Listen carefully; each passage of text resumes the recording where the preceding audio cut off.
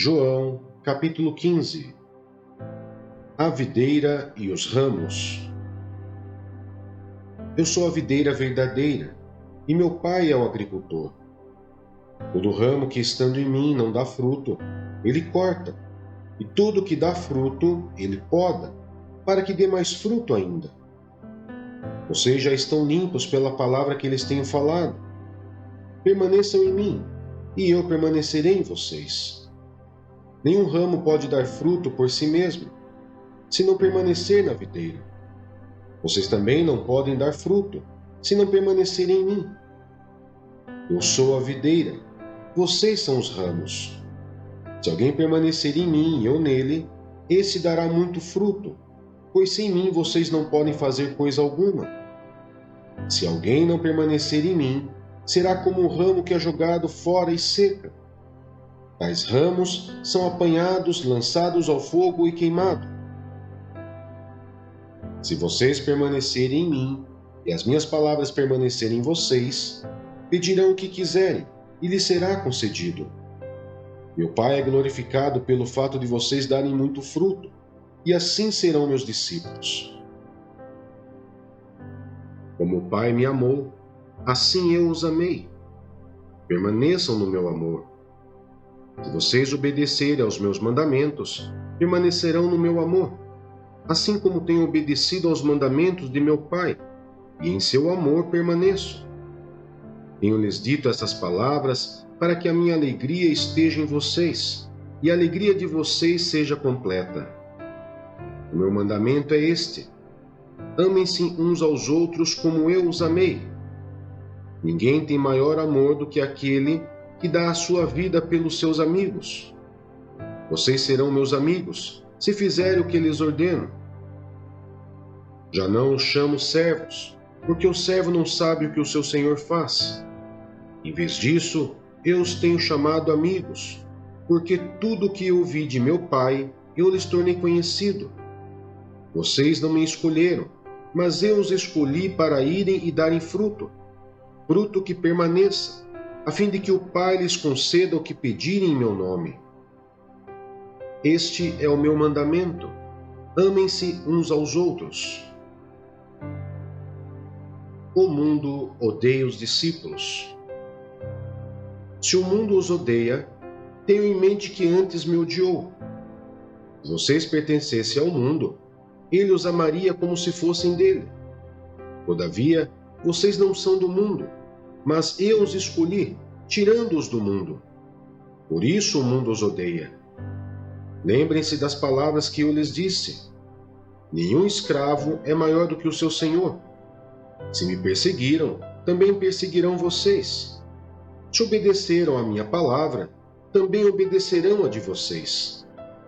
Tratarão assim vocês por causa do meu nome, pois não conhecem aquele que me enviou.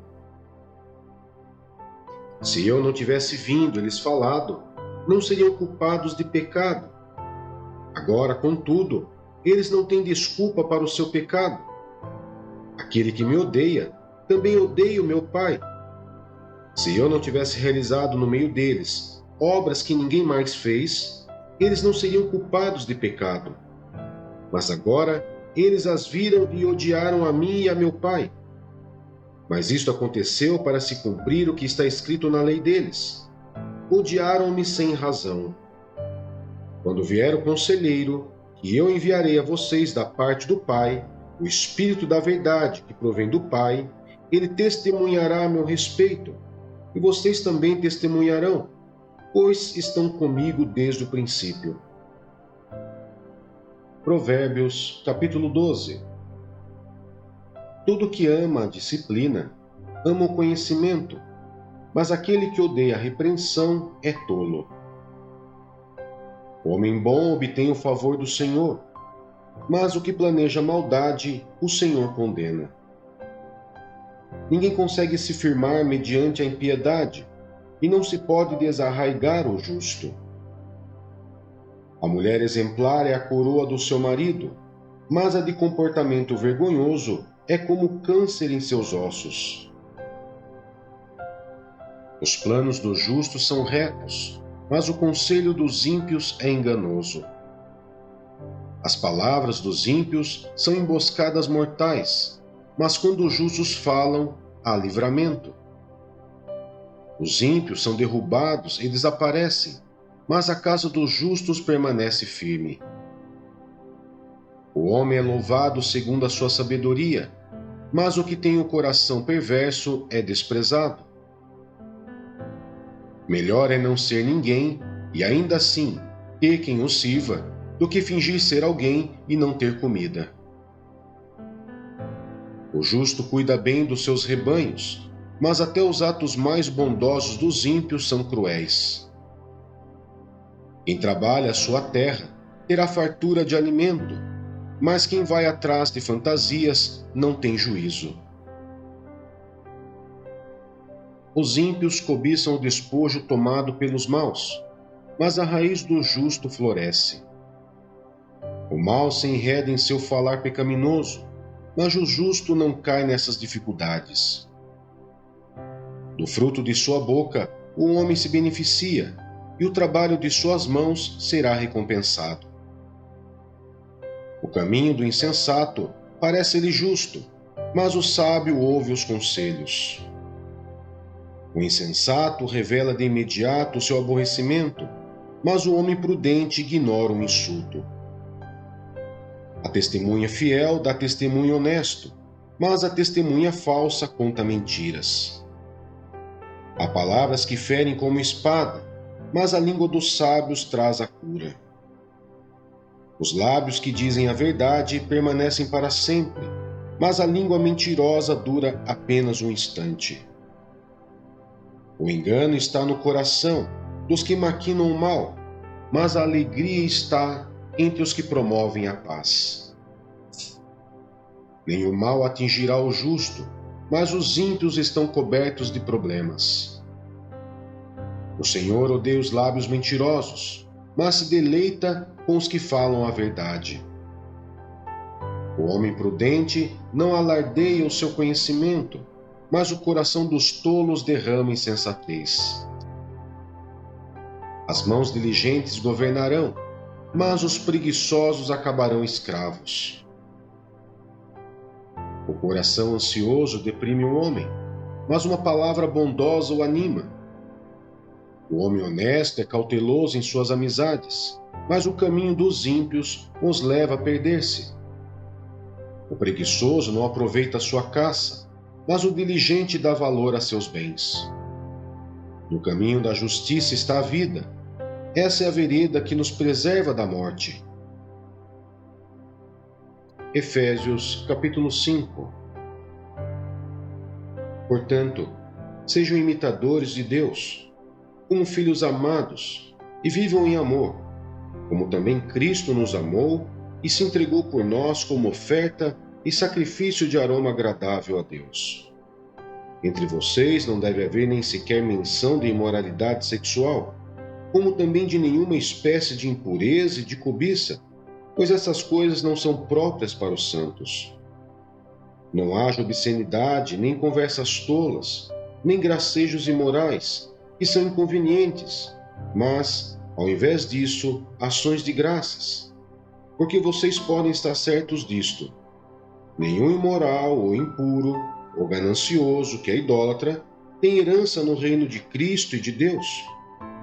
Ninguém os engane com palavras tolas, pois é por causa dessas coisas que a ira de Deus vem sobre os que vivem na desobediência. Portanto, não participem com eles dessas coisas. Porque outrora vocês eram trevas, mas agora são luz no Senhor. Vivam como filhos da luz, pois o fruto da luz consiste em toda bondade, justiça e verdade, e aprendam a discernir o que é agradável ao Senhor.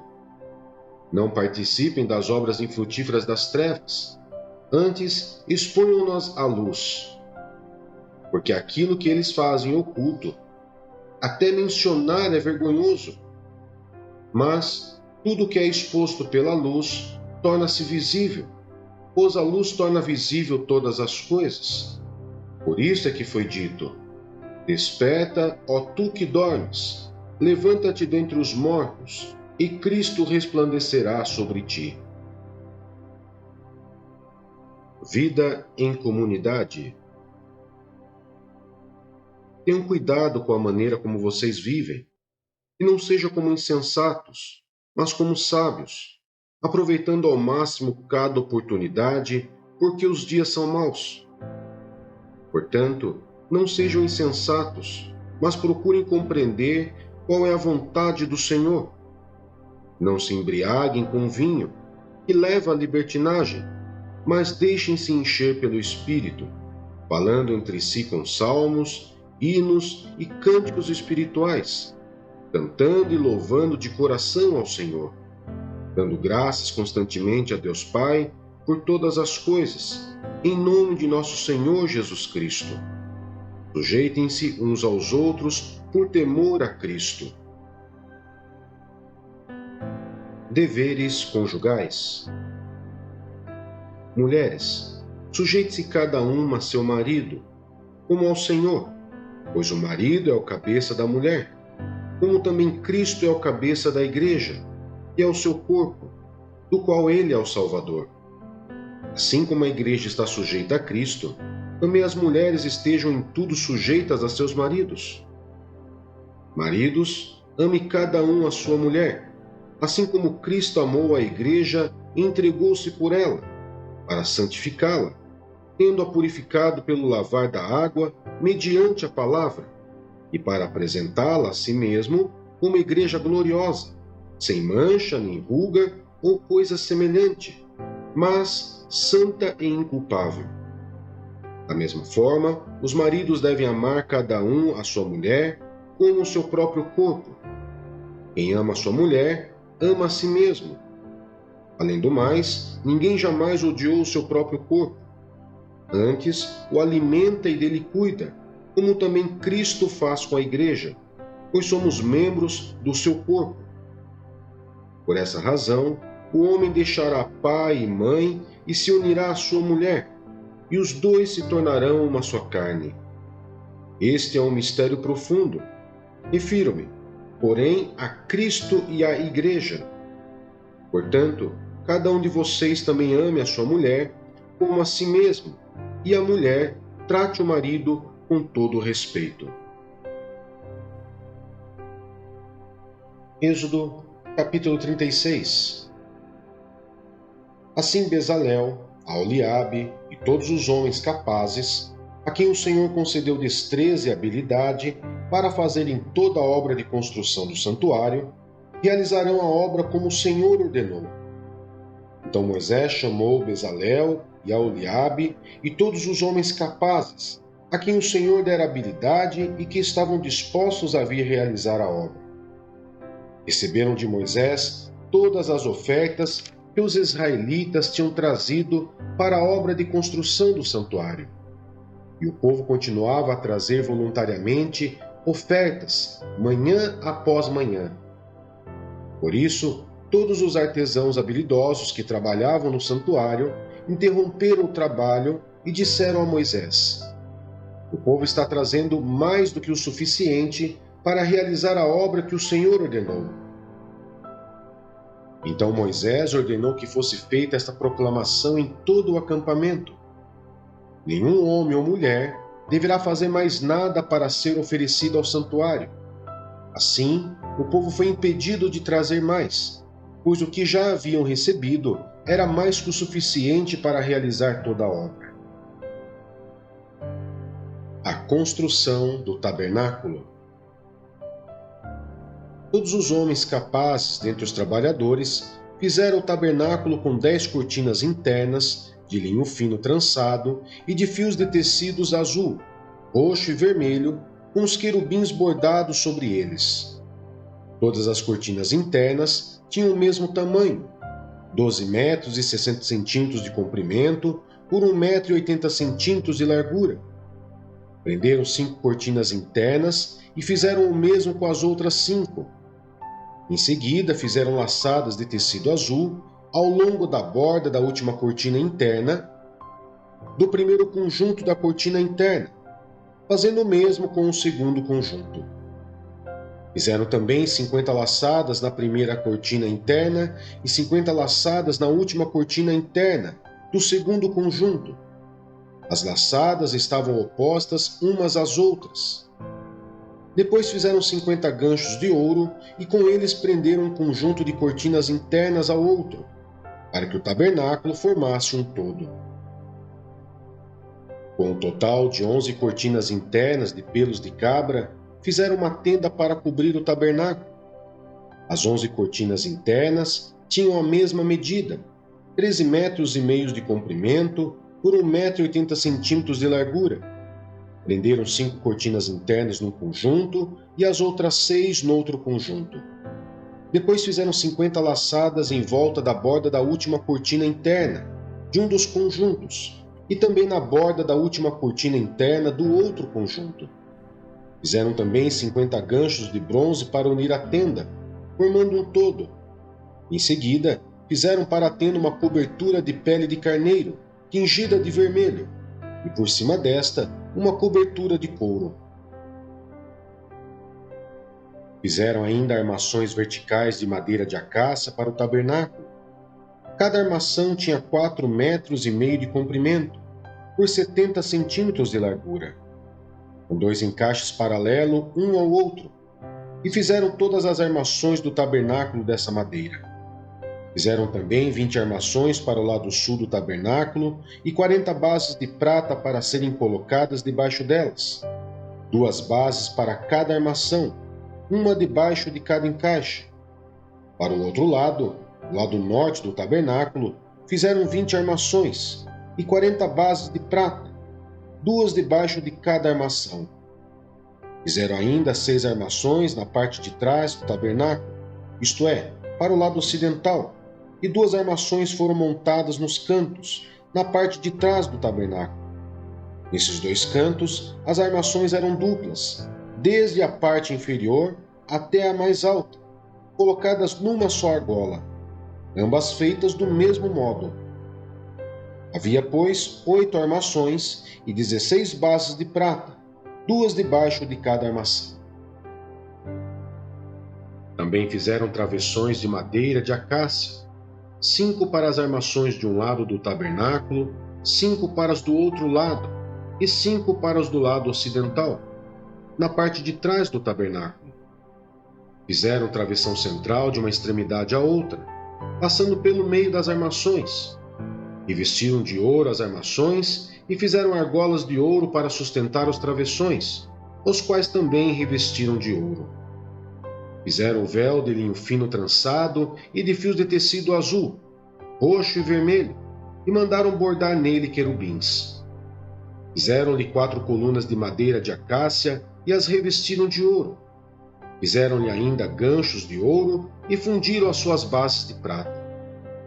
Para a entrada da tenda fizeram uma cortina de linho fino trançado e de fios de tecidos azul, roxo e vermelho, obra de bordador, e fizeram-lhe 5 colunas com ganchos. Revestiram de ouro as partes superior e lateral das colunas e fizeram de bronze as suas 5 bases.